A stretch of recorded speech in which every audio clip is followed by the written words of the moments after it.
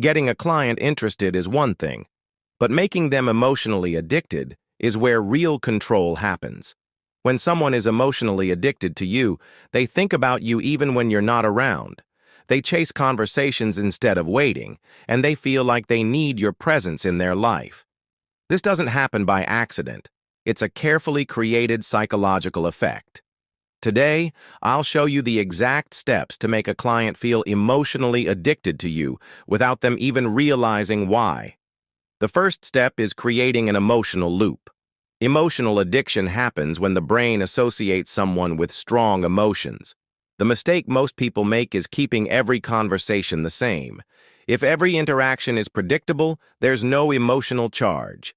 The trick is to introduce variation in emotions. Some moments are light and fun, others are deep and personal, and sometimes you create slight distance before coming back strong. This up and down emotional movement keeps their brain locked onto you because they never feel like they fully have you. The second step is rewarding them with validation, but only at the right moments. If you always compliment them, always give approval, or always make them feel secure, they will stop valuing it. But if you only validate them at specific times, they will keep chasing it.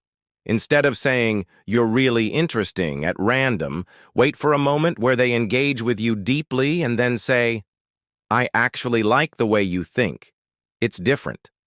Now they feel like they earned your approval, and their brain wants more of it. Next, create a feeling of unfinished business. People don't get addicted to things that feel complete. They get addicted to things that feel unresolved. The trick is to always leave something open-ended in your conversations.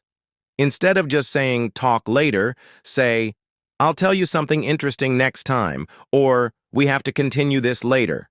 Now, their brain keeps thinking about you because they feel like there's something still left to explore. Another strong psychological trick is making them invest in the connection. The more effort someone puts into something, the more attached they feel.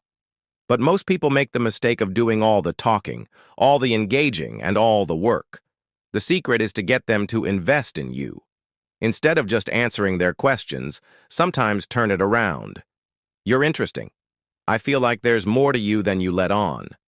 Now, they feel like they have to prove something to you, and that effort makes them value the connection more. Now let's talk about controlling the rhythm of availability. If you're always available, their brain doesn't feel the need to chase. If you disappear too much, they lose connection. The secret is unpredictable availability. Sometimes you reply quickly, other times you take your time. If they feel like they don't fully control your attention, they will start working harder to keep you engaged. Another powerful trigger is making them feel like they have a unique role in your world. If they feel like they are just another person you talk to, they won't feel special. But if they feel like they stand out in your eyes, they will hold on to the bond tightly. Instead of saying, "You're cool," say, "You're not like most people. I like that." Now their brain registers that your attention isn't given to just anyone, which makes them value it even more. One of the biggest emotional addiction triggers is making them feel like they have to win your time. If they feel like your attention is guaranteed, they won't chase it. But if they feel like they have to earn it, their brain stays locked on you. The trick is to sometimes be fully engaged, and other times pull back slightly. When they feel the shift, they start working to get you back, and that effort creates deeper emotional addiction. Finally, end every interaction in a way that keeps them emotionally engaged. If a conversation ends neutrally, their brain moves on easily. But if you end in a way that creates curiosity, appreciation, or anticipation, they will keep thinking about you.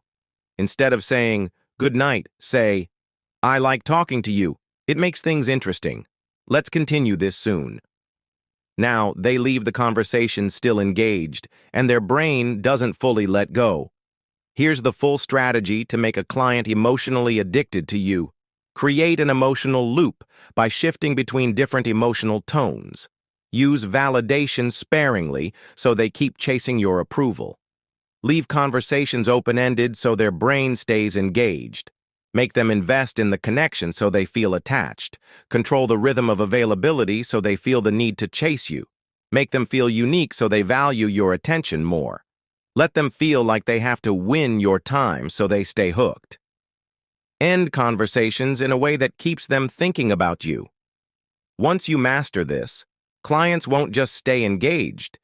They will feel emotionally locked onto you. And when someone feels addicted to a connection, they don't want to let go. If you want advanced persuasion techniques and deep emotional control strategies, I break everything down inside my private group. If you're serious about mastering this, the link is in the description.